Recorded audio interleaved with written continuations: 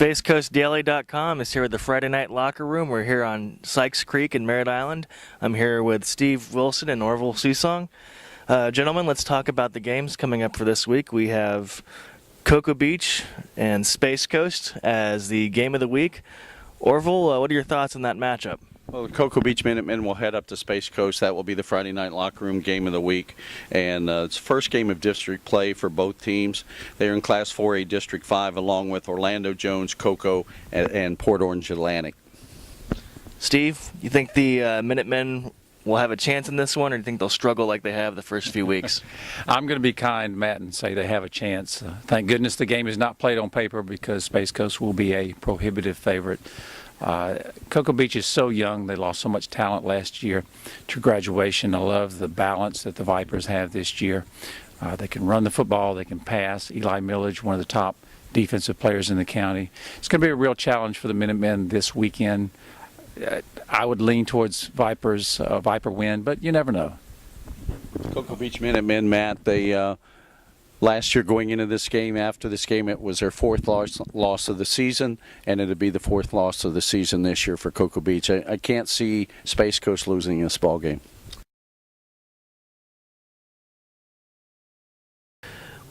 Up next, gentlemen, is the O'Galley versus Melbourne game. Crosstown rivals there. We have the Commodores and the Bulldogs. Orville, what's your take on this matchup? Well, this game also a district contest. Most teams playing district contests for the first time this week. Melbourne and O'Galley Class 7A District 12, along with Martin County, Sebastian River, and the up-and-coming Viera Hawks. O'Galley was a district runner-up last year. Melbourne lost to crosstown rival Palm Bay last week, 28-14. I got to like O'Galley. They've come in 3-0, and Melbourne has lost the game. I like the O'Galley Commodores. Yeah, O'Galley's looks pretty strong in the practices and games I've seen thus far. I think this will be a very close game. Steve, you know the Bulldogs had a close one there versus Palm Bay. Palm Bay, of course, being one of the powers around the county. But Melbourne and O'Galley are two teams where it seems like offensively you almost never know what you're going to get. One week they could look great, one week they may look a little flat. Yeah, I like the balance of the Commodores this year. They've surprised me a little bit. They proved last Friday they can throw the football, which you're going to have to do against Melbourne. Coach Todd Wilson's Bulldogs play such strong defense you can't just line up and go at them. You're going to have to open it up. But I kind of am leaning towards the Bulldogs this weekend. I like the fact that they can run the football. O'Galley allowed over 200 yards rushing last week against a pretty good Gateway team. B.J. Daniels, I think he's one of the top running backs in the county without question. Look for him to have a big night Friday night. I like the Bulldogs in a close one. You know, one of the things he talked about was balance, and he mentioned B.J. Daniels. B.J. Daniels ran for 145 yards last week, but they were only able to throw for 14, so no balance there last week for the Melbourne Bulldogs. I think it's going to be tough for them this week. All right, moving right along to Cocoa. They are facing an out-of-state opponent. They'll be facing Trinity High School out of Kentucky. Obviously, none of us have been up to Kentucky this year, so we don't really know too much about that squad. Orville, what's your take on Cocoa? Do you think they continue to successfully represent Brevard outside of the state? Well, I don't think John Wilkinson and the Cocoa staff is going to take a team out of the state of Florida if they don't think they have an opportunity to win. And that's the big one there. You know, Cocoa struggled the first game of the season against Titusville for 3 quarters and then was able to put it together. And so, you know, and then they beat Astronaut War Eagles last week 49-14. I think the Tigers come back after Friday night. Happy trip, 3-0. They'll be 3-0. Yeah, I agree. I believe the Tigers will continue to roll. Steve, is that the impression you get? Well, I hope so, being a Brevard County homer, but I think it's going to be a real challenge for the Tigers this weekend. Trinity, the second-ranked team in the state of Florida, and if you look on some of the nationwide rankings, they are much higher ranked nationally than Cocoa is. But I like the fact that Coach Wilkinson is playing Jamel Dean at wide receiver. You know, we talked to him at the beginning of the year on our Beef O'Brady show, and his initial thoughts were he was going to play him at defensive back only the first part of the year and then maybe move him to wide receiver. But Dean's getting a lot of reps on the offensive side of the ball. Without question, the best football player in Brevard County this year, Jamel Dean. He adds so much to their offense, so I think the Tigers can compete with him. I think it's going to be a great high school football game. I like to think the Tigers are going to win it by a field goal, but I think it's going to be very, very close.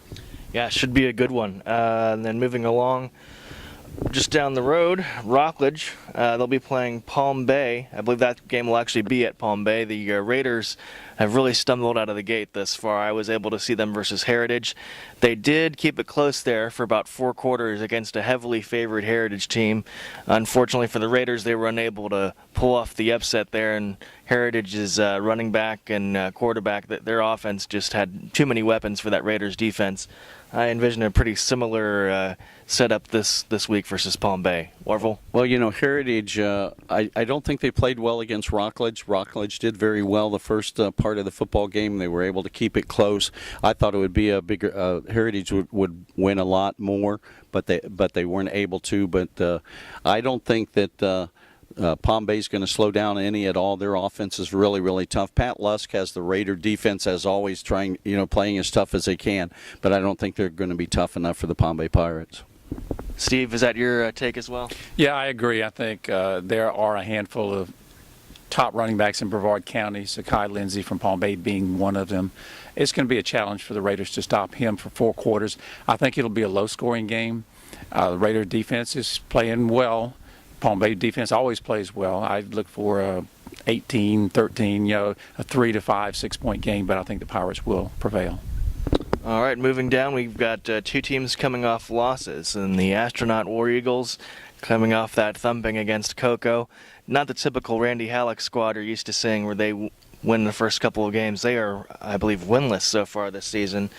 Going up against a Mustangs team that has looked pretty good. However, the Mustangs are also coming off a loss to Centennial.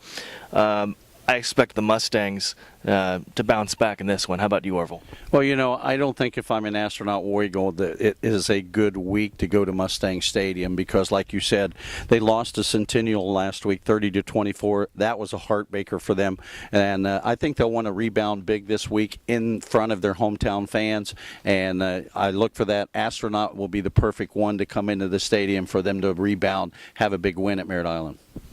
Steve, if Astronaut's going to keep this close, what do you think are some things that Halleck will have to do with his team? Oh, they're going to have to run the football, and I think the opportunity is there because the Mustangs gave up over 200 yards rushing last Friday. So if the War Eagles can find a tailback that can wreak some havoc, so to speak, they can compete with them. But I kind of hate to keep agreeing with my partner in crime, Orville, over there, but I think the Mustangs are going to come back. They're going to rebound from their surprising loss. I look for Coach McLean's Mustangs to do well Friday night. Moving on down to the south part of the county, we have Bayside. They are taking on South Fork High School. The Bears are typically one of the larger teams as far as on the line play, and usually have a pretty intimidating defense. They face South Fork. Not too familiar with that team, but we know what we can usually expect from Bayside. Orville, what's your read on this game? Well, I think the Bayside Bears are going to be able to move the ball against South Fork. The Bears come in 2-0 early in the season. The Bulldogs are 2-1 overall, and this is the first district contest for both teams. Last week, the Bulldogs lost to Wellington 45-36, so it tells you that their defense is a little susceptible to allowing people to score on them. On the other side, Bayside got past Sebastian River 21-19 in a squeaker. But I like the Bayside Bears. I'm going to be a homer like Steve, and say Brevard County wins this one. Right, yeah, I think Bayside should do pretty well there. Steve, any other thoughts on that one? Well, if overall state rankings mean anything, it should be a great game. South Fork ranked 171st, Bayside 176. I like the way Austin Everett, the quarterback for the Bears, is taking care of the football. I think that will be the difference in this game. And it often comes down to that when you have 2 teams that are evenly matched. Turnovers can determine the outcome. I think the Bears will win. I think it'll be a close one, but I think Bayside will win. Another team from the Palm Bay area is the Heritage High School Panthers. They are facing Jensen Beach. I had the chance to see Heritage versus Rockledge, as I said last Friday. Coach Ainsley really seems like he's got a pretty good squad down there. One thing I did notice, Orville, in the fourth quarter, when that game was pretty tight, Heritage did commit a few penalties there in the red zone that pushed them back multiple times. They essentially had to go 60 yards to go 20 yards, and that could be a big problem as you enter district play. Do you think Ainsley will have them a little better disciplined as they try to clean up some of those mistakes from last week?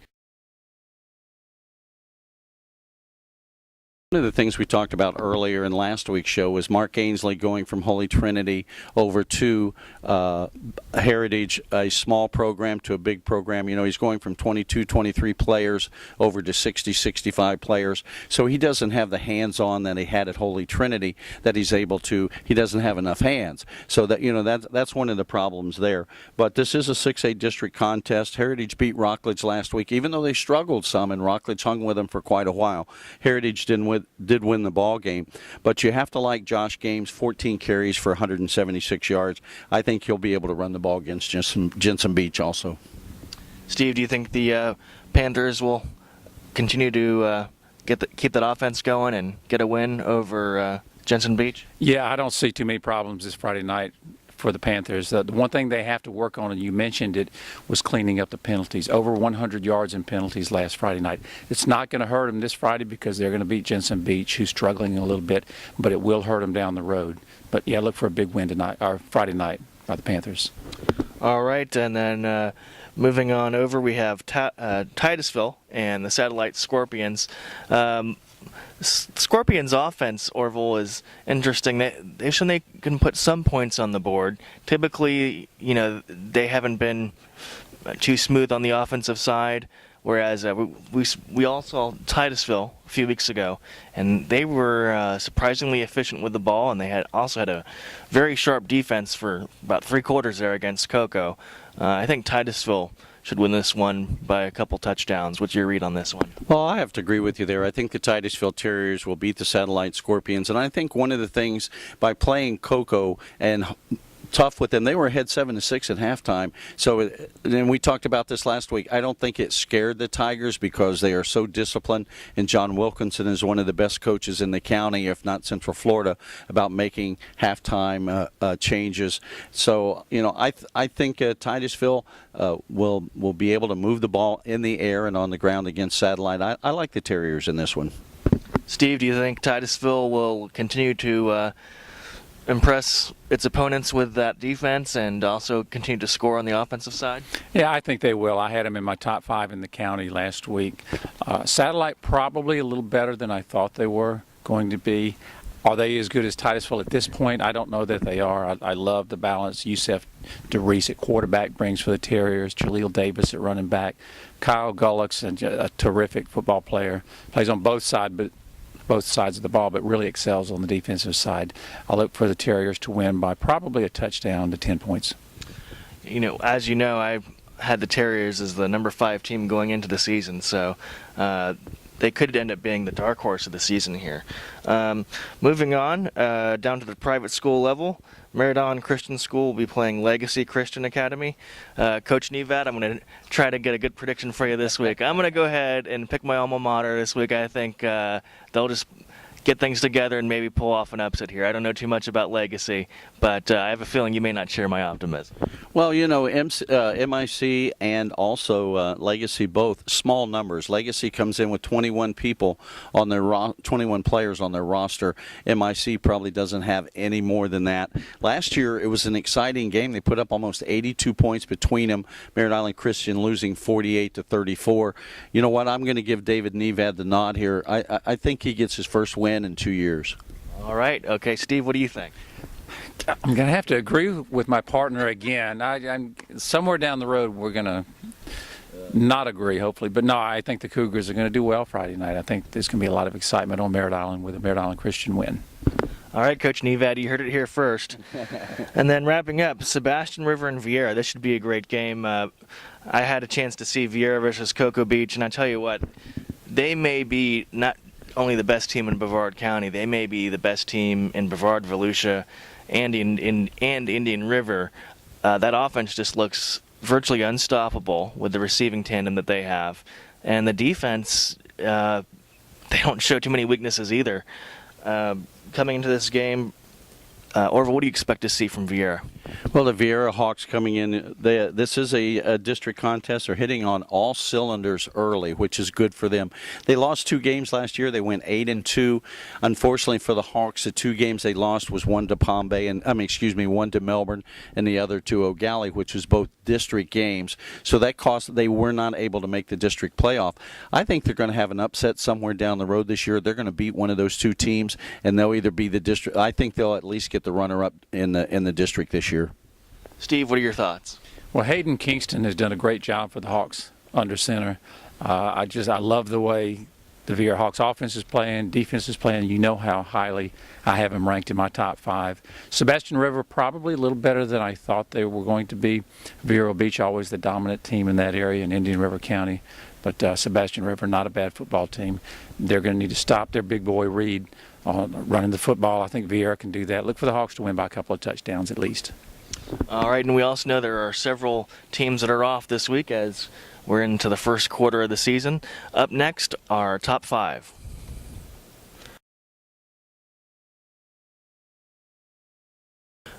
All right, now our favorite part of the show. We get to talk about our top 5. Steve, I'll let you start off this week. All right, Matt, I have teams knocking on the door, but I'm going to leave the Titusville Terriers at number 5. They won last Friday. They didn't win big, but they won. I'm going to leave them where they are. The MCC Hustlers will remain at number 4. I'd love to push them up higher after their big win, but I don't know about the quality of their opponent last Friday. Palm Bay Pirates off their win. I have them at number 3. Vieira Hawks will remain at number 2. The Cocoa Tigers, until somebody beats them, they are number 1. Well, Steve, my top 5 looks pretty similar to yours. At number 5, I also have Titusville. I think until the Terriers lose, I'll have them there or higher, and I think Coach Lawrence has done a phenomenal job with that team this year. At number 4, I have Palm Bay. The Pirates, they look like they'll be contenders again, not only for their district, but possibly the region as well. Coach Burke always does a phenomenal job preparing that team. I have MCC a slot higher at number 3. But the Hustlers just continue to impress me all around. And at number 2, this was a tough one because, Cocoa, it's easy to put them at number 1 each week, but that Titusville game still lingers in my head. I just can't help but wonder if that exposed some chinks in the armor. So I have Cocoa at number 2, and number 1, the Vieira Hawks. If you'd told me 5 or 6 years ago we'd be talking about Vieira having possibly the best team in the county, you guys probably would have had me wheeled off somewhere. But this program has grown so much the past few years, and a lot of credit to Coach Mays and his assistants out there, as well as just the players. I mean, they have truly taken that program on their shoulders and put together an incredible squad. What looks like it'll be an incredible year. So my number 1 team this week is the Vieira Hawks. And Orville, over to you. Okay, we'll go to my number 5. 2 weeks ago, I had Merritt Island and Heritage at the number 5 spot. Sharing that. I moved Titusville in there last week, and the reason I did that was this week Merritt Island lost to Centennial, and Heritage struggled with Rockledge. Number 4, I have the Vieira Hawks. Very impressive offensive win for the Vieira Hawks, but I still think that they're going to have to beat somebody of a little more quality than they have so far. In my number 3 spot, last week I had Palm Bay at 2. I dropped Palm Bay down to number 3. The reason for that, they played Melbourne, they beat them, but only 28-14, and they gave up 14 points in the fourth quarter against the Melbourne Bulldogs. I moved MCC up to number 2. They put 50 points on the board in the first half. Second half, they played a lot of substitutions and stuff like that. So I like MCC there. And number 1, again, until someone in the county can beat Cocoa, which they haven't done in 5 years, I'm going to leave Cocoa at number 1. Well, as always, it's an interesting top 5, and we go into next week. Just a reminder, next week's game of the week, Cocoa Beach and Space Coast. Orville, Steve, and I will all be there to give you the action. And gentlemen, looking forward to it next week. And thanks for coming by to talk about the games and all the players. And we look forward to seeing you all next weekend.